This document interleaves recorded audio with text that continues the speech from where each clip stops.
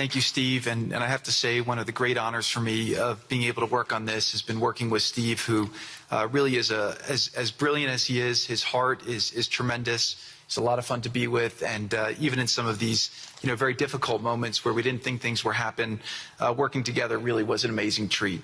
I'm going to go now today just through a couple quick slides just to show you the progress that's been made in the last couple months. It was just over 100 days ago that we got the final deal done, and everyone was celebrating and joyous about the hostages coming home and the end to this long war that nobody thought was possible. And Steve and I were panicking, saying, what do we do next? How do you implement peace? And as you guys know, peace is a different deal than a business deal because you're changing a mindset. And in Israel, there was 2 years of very intense war. For the people in Gaza, there was more than just 2 years of war. They had 20 years of hopelessness being ruled by a terrorist organization. For the people in the Middle East, their hearts were pulled by this. And throughout the entire world, it really was weighing on us. And so we needed to think about, what do we do next? How do we change the habits? How do we change the behaviors? And we really got to work right away. And the team that Steve thanked, including the White House team and the team, the volunteers, it's really been an incredible effort, very entrepreneurial. And we really did it in the way. I've been working now with President Trump for 10 years on politics. And what continues to amaze me is that he always takes a first principles approach and says, what's the most optimal outcome? Aim for that. Whereas politicians are always focused on the downside or what could go wrong or how to make it a little bit better. He always says, aim for the best possible and, do your best to get there. And if everyone thinks it's impossible, that's even more reason why you should aim for it. And so really thank you for the leadership and the inspiration for doing this. And I think you'll see today we've achieved more than thought was possible. And our ambition is still to go for something, I think, better than most people think is possible as well. So let's see if these things work. They never usually work. Good. So quickly, I'll go through this 2-year war, 90,000 tons of munitions. There's over 60 million tons of rubble there, and tens of thousands of fatalities. Through the ceasefire, we were able to get to the 20-point plan, ceasefire, release of hostages. Getting the UN resolution passed was a huge, huge effort, really thanks to Mike Waltz and the whole team there. They did an incredible job. And we've then, with the help of the UN, we've worked very, very well with them. This is why you need a new organization like the Board of Peace to work with the UN. I want to thank Tom Fletcher. Did an incredible job of really getting it going. We've done historic humanitarian aid. Going forward, number one thing is going to be security. Obviously, we've been working very closely with the Israelis to figure out a way through de-escalation. And the next phase is working with Hamas on demilitarization, which I'll talk about in a second.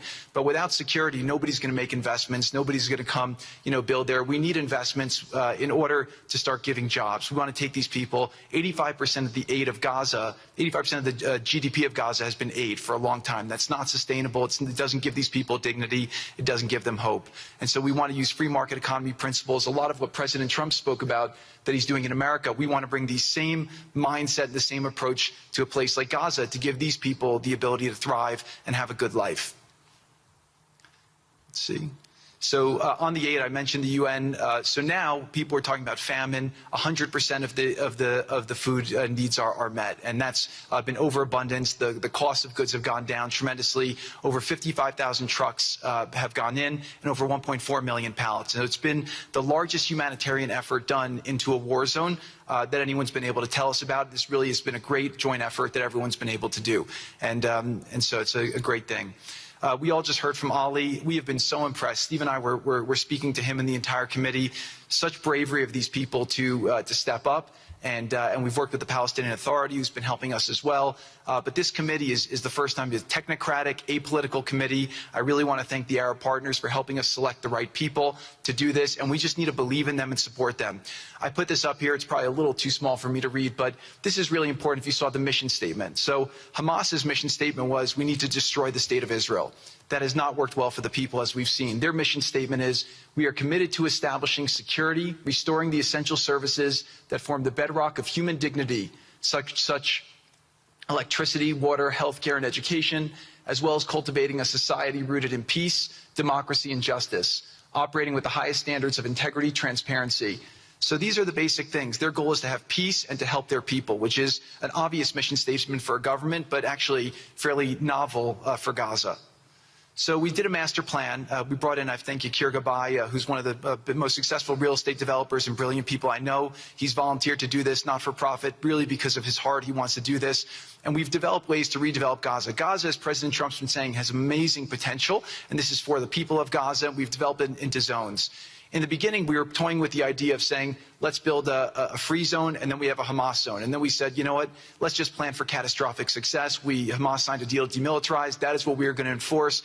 People ask us what our plan B is. We do not have a plan B. We have a plan. We signed an agreement. We are all committed to making that agreement work. There's a master plan. We'll be doing it in phasing. In the Middle East, they build cities like this in 2-3 million people. They build this in 3 years. And so stuff like this is very doable if we make it happen. Rafa will start with. This will show a lot of workforce housing. We think this could be done in 2-3 years. We've already started removing the rubble and doing some of the demolition. And then New Gaza. It could be a hope. It could be a destination, have a lot of industry, and really be a place that the people there can thrive, have great employment. Once this starts going, we think there should be 100% full employment and opportunity for everybody there. And we have a lot of data on what can be, but we think that this really gives the Gazan people an opportunity to live their aspirations. But it all starts with security, and it all starts with governance. Final note I'll just say on the Board of Peace, which is that all the lessons we're doing is we're basically studying the best practices from all over the world, and we're watching who does education the best, who does healthcare delivery the best. All of these things it's not secret IP. All this is IP that the Board of Peace is going to make public, and we want to encourage all the countries to be able to follow these best practices. A lot of the things that President Trump is doing in America, if they're working, we should all be copying them. If we find what's working in other countries, we should be copying them too. And so what the Board of Peace will have the ability to do if we're successful with Gaza is really show how do you do peace implementation, which is something that when we got this deal done, we didn't really find too much expertise or know-how on how to do it. So as we're creating this system, hopefully it's something that we can just document these learnings and make them available to all else who want to use them in the future.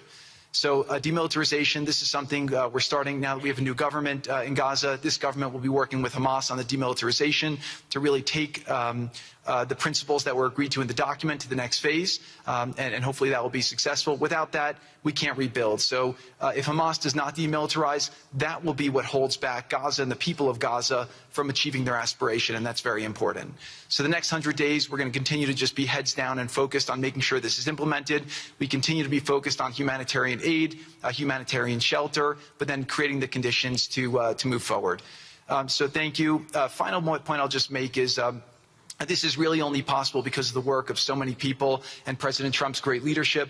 But a lot of you have been asking, how can we help? So the countries have all been incredibly generous. We'll be doing the first conference where we'll announce a lot of the contributions that will be made in a couple weeks in Washington.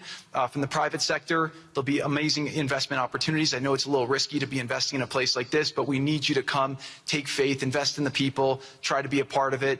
And then finally, I'll just talk to people on the media and on the social media, which is this deal only happened because we worked with Israel, we worked with Turkey, we worked with Qatar, we worked with Saudi, we worked with Egypt. I mean, everyone worked together. We worked with UAE. We all worked together to make this happen. I see a lot of people trying to escalate, criticizing Israel or Israelis criticizing Turkey or Qatar. Just calm down for 30 days. I think that the war's over. Let's do our best to try working together. Our goal here is peace between Israel and the Palestinian people. Everyone wants to live peacefully. Everyone wants to live with dignity. Let's put our efforts towards promoting those who are doing the work to build this up, like Ali and his committee. Let's focus on the positive stories, and let's just calm down, turn a new chapter, and if we believe that peace is possible, then peace really can be possible. So we're going to continue to work every day. We need all of your help to do it. And again, I just really want to thank President Trump for his leadership in doing this. This would not have been possible without your commitment to this. Everyone thought it was impossible to end this war. You never gave up. You never stopped. Every time there was a setback, you told us to try harder. You gave us different ideas. And we've made several impossible things happen just in Gaza to date, and there's no reason why we shouldn't be able to make even more impossible things happen. So really thank you for your amazing leadership.